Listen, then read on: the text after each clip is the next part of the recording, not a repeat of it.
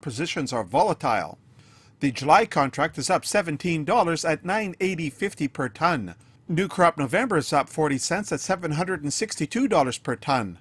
Stats Canada issued its quarterly grain stocks report this morning, and as of March 31st, total canola stocks are down nearly 38% from a year ago. As well, total canola stocks are down about 30% from the 5-year average. The report confirms canola stocks are very tight and are at levels unseen since 2013. The Canadian Grain Commission reports producer deliveries of canola for the week ending May 2nd are down about 22% at almost 323,000 tons. Canola exports are up 96% from a week ago at nearly 254,000 tons. Domestic usage falls more than 10% at 202,000 tons. The Canadian dollar is pushing above 82 US cents, with the loonie at 82.27, which compares to Thursday's close of 81.97. The United States Department of Agriculture reports 2 sales of corn this morning. One is for 1.36 million tons to China, with delivery in the 2021-22 marketing year. The other is for nearly 188,500 tons to unknown destinations. About 87,000 tons is to be delivered in the current marketing year and the rest during the next. The USDA is scheduled to release its next supply and demand estimates on Wednesday at 11 a.m. Central. The report will have the department's first hard estimates for the 2021-22 crop year. Rounding off prices at the Chicago Board of Trade, soybean futures are stronger on Friday morning. The July soybean contract is up a dime at $15.79.5 per bushel. July soy oil is up 1.86 cents at 66.21 US cents per pound. July soy meal is down 80 cents at 426.50 per hundredweight. Corn futures are higher on Friday morning, with the July contract up 3 cents at 7.22 per bushel. Chicago oats are slightly lower, with the July contract down 2 cents at 7.14. Wheat futures are higher on Friday. Chicago July is up 2 cents at 7.55. Kansas City July is up 3.5 cents at 7.30. And Minneapolis July is up 6 cents at 7.96. That's a look at the ICE futures and the Chicago markets for Friday morning, May 7th. For Markets Farm in Winnipeg, I'm Glenn Halleck. Spring is here, and so are the savings during New Holland's Spring Drive Sales event going on now at Butler Farm Equipment in Fort St. John. It's a great time to get the New Holland equipment you need for a new season and work more productively than ever. Limited time 0% financing and cashback offers are available now on select New Holland tractors and hay and forage equipment. Stop by Butler Farm Equipment in Fort St. John today, because just like spring, Spring Drive savings won't last long. The opinions expressed during this show do not represent those of this station. If you've missed any of this show, you can follow the podcast at energeticcity.ca. Now, an in-depth look at the news and information shaping our community. This is Moose Talks with your host, Doug Craig, on Moose FM. Welcome to a very special edition of the show. Today we will be speaking with the candidates vying for election to City Council in the Fort St. John by-election coming up just a little more than a week from today. We'll be chatting with them one by one for about 4 to 5 minutes each about some of the more interesting items in their platforms that they'd like to see come to fruition should they win the election on May 15th. Now, we did invite John Gosselin. Unfortunately, he was unable to get away from his work commitments in order to join us, so we have regards from him for that. But we do have all the other 4 candidates, and we will be talking to them in order that in the order that they appear on the ballot. So first up, we're joined by Sarah McDougall. Sarah, welcome to Moose Talks. Hi, thanks for having us today. You're very welcome. So you talked about attracting more people to town to fill industry employee shortages, especially in healthcare. I think it's in your platform. You talked about it during the All Candidates Forum earlier this week. I was wondering what role specifically you would advocate for the city to play in attracting talent to Fort St. John from places like post-secondary healthcare programs. What do you envision for that? How do you see that happening? Well, I see the city playing multiple roles. So, for example, we need to be marketing our community to those who would find it attractive. So, people who value that small town living, the vibrant lifestyle, the active community that we have here. We also need to be lobbying schools. Wouldn't it be great if we can get educational institutions to offer seats that are specifically for rural residents? We know that rural residents are more likely to go and stay in a rural community long time. We also need to continue lobbying Northern Health, whether that is to bring more positions in general to our community or just to have them be supportive of the retention of their employees as well. And then just continue to build a community that people want to stay in. When we have that vibrant downtown and when people integrate into our community, I believe they are going to want to stay just like I did. Okay. You mentioned kind of marketing ourselves. That sounds like an awful lot like an advertising campaign would be part of that. Would you be in support of the city putting a lot of money into advertising in order to attract, as you said, talent? I think they need to put some money into it, yes, but it should be a partnership. Certainly, Northern Health has just as much interest in drawing people up here as we do, and so I see it as a partnership with them. Okay, so that's something you'd want to work more on with the city, kind of the partnership between Northern Health and the city to say, this is mutually beneficial for us to do this. Absolutely. Okay. Now, the second thing I wanted to ask you about was engaging local students. That's certainly an interesting idea. I think some of that goes on right now. I can't say for sure how much, but do you think then you would be pressing Northern Health and again, the city and the city council to do more self-promotion even just within the city? Say kids in the high school saying nursing, healthcare professionals, doctors, these sort of jobs are important, they're interesting, they're great careers, and we want you to come back here after you've received your training in order to have a career here. Yes, we absolutely, whether it is the city or Northern Health, or again, a partnership of both, be getting into the high schools and giving that message to the students there. A career in healthcare is an amazing career. You get to serve the public and the residents around you, but you also get the benefit of a work-life balance where you go to work, but you have evenings, maybe weekends off, depending on, of course, what type of career, but maybe you're a nurse doing shift work. It's a stable career. There is always going to be a need for healthcare. And I think we can sell this to our local students. And once we get in and do that, I think we'll see more people going in that stream of education. Do you think the problem with Northern Health might be sometimes a lack of budget? So kind of a, more of a provincial problem that you could advocate for as a member of city council? Or is it, as you say, you just want to work on getting the city to be more attractive for people to come here, to want to live and work here? I think it's both. You can never address a problem with one single approach. You need to do multiple approaches to be successful. So yes, funding is always an issue in healthcare because acute care takes up a large portion of the dollar, and you can't say, oh no, we're not going to treat, the car crash victims that come to the hospital. They are absolute priority, but we still need dollars put into whether it's public health or promotion. Long term, when you have stable employees in the healthcare sector, you actually save dollars, because when you bring new employees in year after year, the time and the cost associated with training those staff is astronomical. And so it is a cost saving long term to invest in your employees. Okay. And one last thing, Sarah, you mentioned rural students, attracting them because you say they're more likely to stay in a rural setting when they want to begin and work through their careers. What does that look like exactly? Is it, again, advertising to rural schools? Is it just working harder to say, hey, you guys from rural communities should be going to school? Maybe there's some money invested in by the city or what have you, and trying to keep them here. What does that look like exactly? Again, it looks like multiple different things. So speaking to those students, getting them excited and engaged, and then potentially offering them scholarships. I would love to see monies going towards students to get into school. And then perhaps they sign a contract. Here's the amount of dollars you can get, and you would commit to coming back for a certain number of years. We know that once someone stays in a career for a certain number of years, they are more likely to stay in the community that they're serving.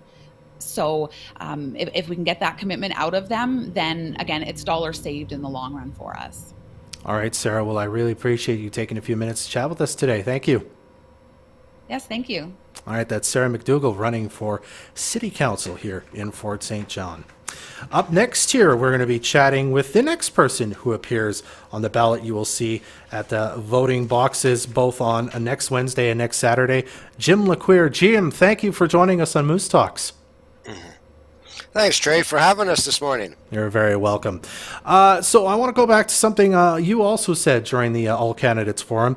You talked about municipal elections being more important even than provincial elections or federal elections because it affects residents in their day-to-day life. You acknowledge that Fort St. John has a young population, and the general consensus is younger people seem to vote far less than their older counterparts. So how do you propose city council, city councilors, the city in general, get more people engaged in the democratic process? What's your plan for that?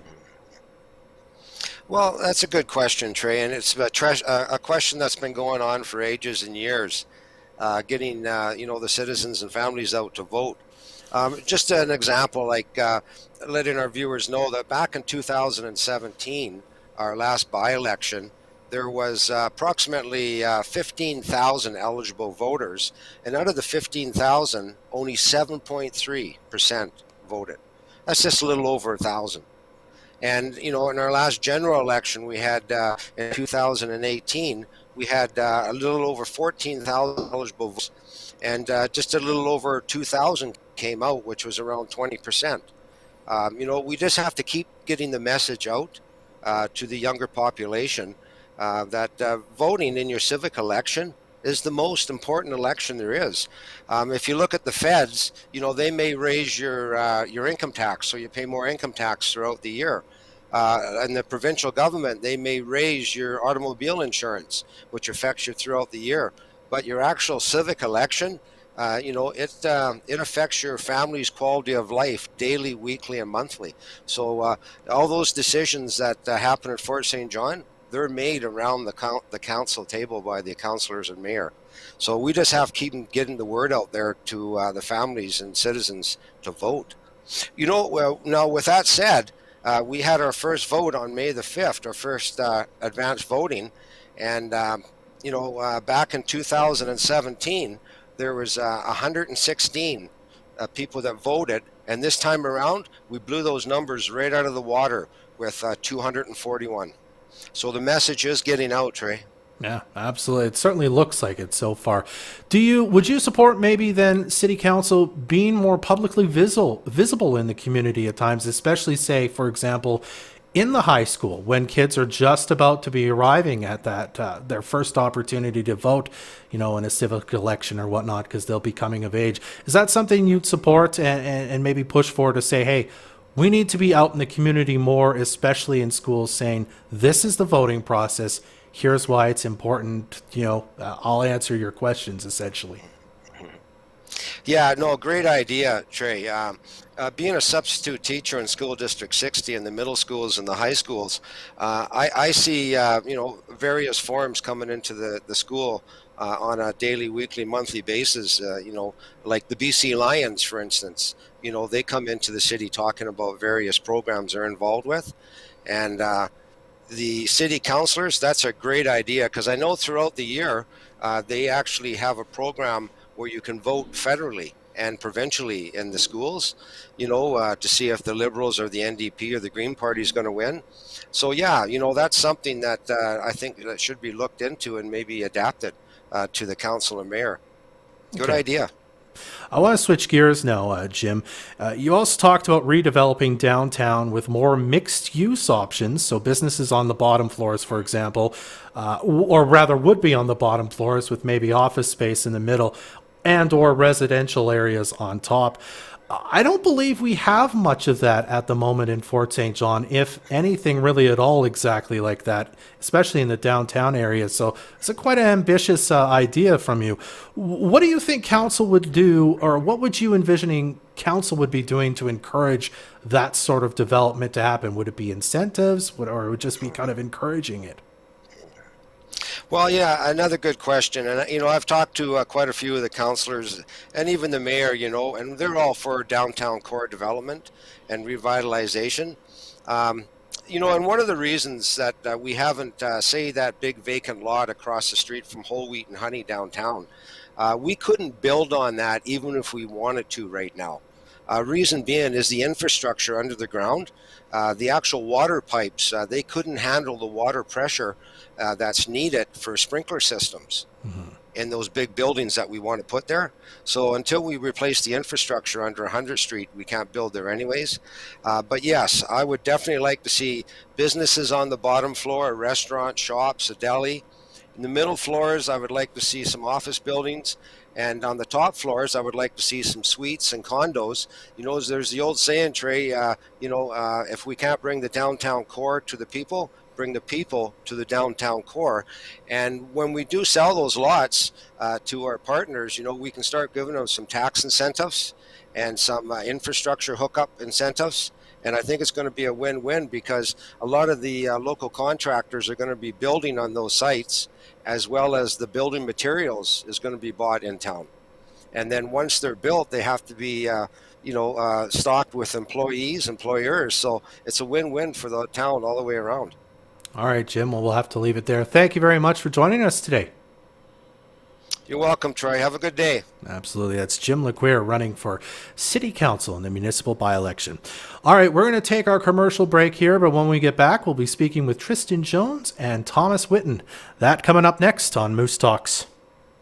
What does the future of our climate look like? Does your class have the answers? Register your team for the Northern Youth Climate Summit May 20th and 21st. NICS will challenge youth to build a climate action plan for their school or community, and they won't be alone. They'll have help from some of the world's top climate scientists, energy industry leaders, leadership mentors, biologists, and more. Take on the biggest challenge facing our communities and our world. Register your team for NICS today at neat.ca. Admission is free. Open to students in grade 9 through 12. The Northern Youth Climate Summit. Hashtag Climb the Summit. Big money, big money! The Neat Bingo Extravaganza is on Tuesday, May 11th at 7 p.m. On the blue card, you could win up to $600 with any one line, $900 with two lines, $1,500 with the large square, and a blackout jackpot of $2,000. Bingo cards are $5 each and available at Five Weed Market, Gateway Esso, Taylor Inn Liquor Store, and at neat.ca. The Neat Bingo Extravaganza, Tuesday, May 11th at 7 p.m. BC Gaming Event License number 126599. Know your limit, play within it. 19 plus. Please note that bingo is only available on Facebook at Moose FM and at Energetic City. Your vehicle has worked really hard for you. From helping you take the kids to school to you showing it off to your friends. It definitely deserves a break with Moose FM's dirtiest vehicle, fueled by Murray GM. Enter now at moosefm.ca and you could win a free detailing package from Murray GM in Fort St. John. We will pick a new winner at the end of each month. Moose FM's dirtiest vehicle is fueled by Murray GM.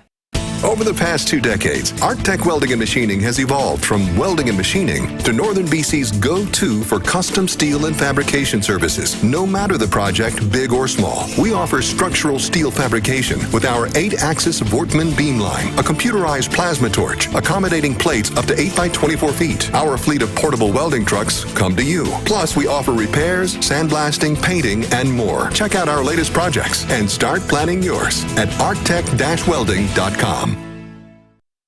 Watch this show live on Facebook or download the podcast at energeticcity.ca. Welcome back to Moose Talks. I'm Dub Craig. It's our Fort St. John by-election special. We're speaking with all the candidates for the election, save for John Gosselin, who had to send his regards. He was unable to get out of work commitments to join us today. Now we'll be speaking with candidate for the municipal by-election, Tristan Jones. Tristan, welcome back to Moose Talks. Thanks so much for having me. Thank you very much for being here. Again, during the Fort St. John All Candidates Forum that was held earlier this week, you talked about the importance of diverse voices represented in arenas of political power, most specifically like Fort St. John City Council. I wanted you to elaborate a bit more on what role you think City Council would play in courting more diverse voices to run for council, and even what tools you could see them and prospectively yourself sort of employing to make that happen, to see an improvement in that. I think one of the most important things is for people of color in various marginalized groups to be able to see someone in positions of power that they can identify with and see themselves in. As someone who grew up in the region as a minority, I think it's very important for other kids that grow up to be able to see someone in a position of power that is a goal that is easily attainable for them.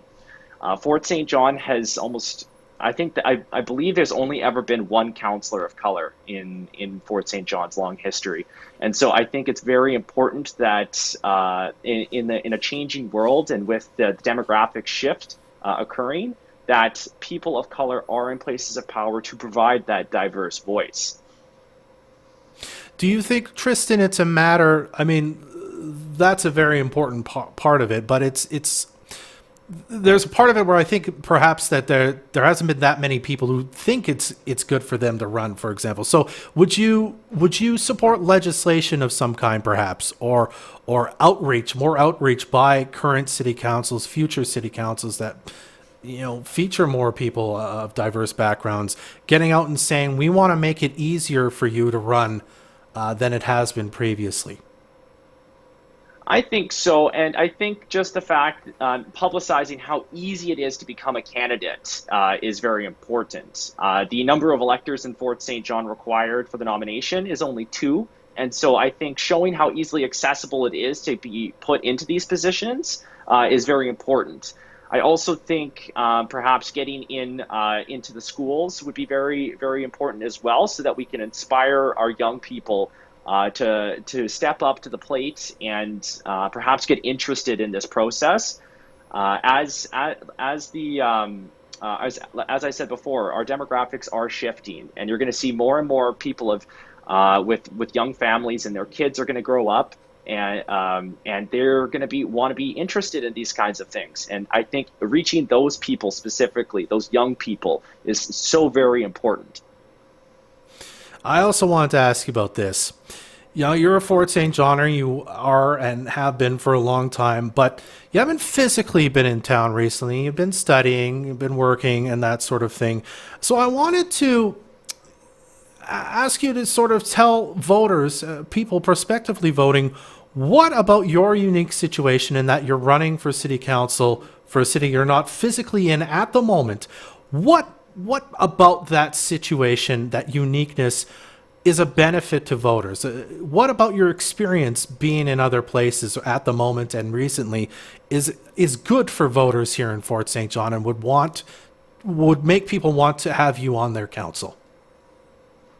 So I recognize that I haven't been in town since July of last year. The fact of the matter is when I was in town, the more publicized incidents of racism that I experienced made it so that I really didn't feel safe and accepted in town. And as I was looking for employment after losing my job, I decided to take a job here at St. Paul's in Vancouver to help provide care however I could. Now, I understand that I'm not in town right now, and I know what I'm asking is for people to take a leap of faith on me. But it's in knowing that I'm someone who goes where they are needed. I try to do the best that I can, and I just want to help, and that's what I'm asking, is for people to take that leap of faith and have a little bit of hope that there is someone out there that is wanting to help and provide that voice. All right, Tristan, we'll have to leave it there. Thank you very much for joining us today. I appreciate it. Thank you very much for having me. You're very welcome. That's Tristan Jones, your candidate for Fort St. John City Council in the by-election. Now, last but not least, we're joined now by our final candidate, Thomas Whitten. Thomas, welcome to Moose Talks. Thank you so much, Trey, or Dub, sorry. That's okay. So, Thomas, I wanted to talk again about something you said during the All Candidates meeting. Actually, on a couple occasions, you mentioned red tape specifically, and adding incentives to attract investment, to stimulate redevelopment in Fort St. John. I wanted you to elaborate a bit more on sort of what red tape you're referring to specifically. Is there specific things you see as being huge obstacles for investors and developers to get into town and want to make things like revitalization downtown happen? So I think the first thing that the city needs to do is go out and find those investors. We need to be involved in having those conversations on the ground level. We need to be discussing, we need to be promoting, we need to be developing with them. We need to show them that we are open for business and we are ready to get out there and we're ready to incentivize them to come in. Cutting the red tape, I'll go into that one. The red tape that I see is a lot of gray areas in a lot of our bylaws and infrastructure projects where we're not either open to available changes, to going with the flow on what everybody or what the investors want to do. I think we need to be flexible. We need to be open to discussion while still respecting the voters. So cutting the red tape would be setting ground rules and then going from there. So you would support, make sure they're clear. I'm sorry for interrupting you there, Thomas. So you would support essentially kind of overhauling a lot of the bylaws that surround perhaps even kind of what development can happen where, what it looks like, kind of being flexible on it, as you say. You would look to have a conversation about that, certainly, if you were elected to city council. Absolutely. So my role, what I do as a job right now, is digitization and process management. I think that we really need to seriously take a look at the processes that it takes to get to finished and readdress how can we do these better? How can we get stuff happening a lot faster than what we are doing right now? And that's how we're going to save money for the city of Fort St. John. It's not necessarily that we need to cut costs in people, but we need to be able to do more with less. Okay. Now, I look back at, and some areas of Fort St. John, for example, don't have sidewalks because previous administrations way back were just so happy to have investment in this town. They said, fine, build an area without sidewalks. I'm guessing you're probably not in favor of throwing the baby out with the bathwater in that term, in that you don't want just anything to happen. You just want to clean up the process a bit. Absolutely. We don't need to let down our families. And that's, I have seen that. Me and my family walk on 3 to 4 times a week. And there's a lot of areas where there's no sidewalks. And with my 4-year-old son, that's a lot more difficult when he's trying to ride his bike and he still can't ride across the grass. So we need those sidewalks. We need to make sure that families are taken care of, especially in our urban areas. Actually, one thing that came up today was bike locks, places to lock up your bikes and stuff like that. Keep the people, whether it's downtown, keep them in your parks, allow them to go there on their bikes safely. I think that's a great idea. I'm all about families, 100%. Cutting red tape is just an aspect of getting it finished. Okay, Thomas. Switching gears a little bit here, you also mentioned encouraging more amenities, to cater to a wider array of interests as a way to attract investors and people and families to town. How would you advocate for the city to do that exactly in your role as a prospective city councillor? So the city needs to start working with the Peace River Regional District, and we need to work on plans that include everybody in the PRRD. We need to be a working organism. We have 2 levels of government locally. We can impact the city, but any of those amenities that we put in place also have an impact on the Peace River Regional District and bring people in. The things that I would love to see is aspects like the multiplex. As the pool nears its end of its life, we need to work together to build a plan that includes all families. Look, I came from a larger city originally, and I saw the impact that climbing walls can have. Even Chetwynd's seen the impacts that they can have. Climbing walls, tennis courts indoors, things that people do in the summer here, but can't do it for the other 8 months of the year because it's too cold. I think that those are really important. We need to look outside of the regular box and see what people are wanting to do these days. All right, Thomas, we'll have to leave it there. Thank you as well for being on Moose Talks today. Thank you very much. It was a pleasure. You're very welcome. All right, that's Thomas Whitten, your candidate for the Fort St. John municipal by-election. We'll be right back to wrap things up on Moose Talks right after this. The washer's $9.99 at the guys in orange, and at the guys in blue, at the guys in red, and it's $9.99 at City Furniture. Everyone has a price guarantee, but at City Furniture, you get the same low prices as the box store, plus the superior service of a local independent. And in the rare case there's a problem with the product, you don't deal with someone hiding behind a 1-800 number. You have real people here who can help. See why the City Furniture model has succeeded for 40 years and continues to grow. At the Hairbin, Mother's Day isn't just one day. They're celebrating mothers, grandmothers, mama bears, and nanas all month long. Stop by the Hairbin and get the gift of pampering this Mother's Day with one of their amazing spa packages, including the moment for yourself, the body and soul, and the daydreamer. Gift cards also available. Happy Mother's Day from the Hairbin Beauty, Barber, and Spa. People's Choice Best Salon, Spa, and Estheticians again for 2020. Follow on Facebook or visit hairbin.com.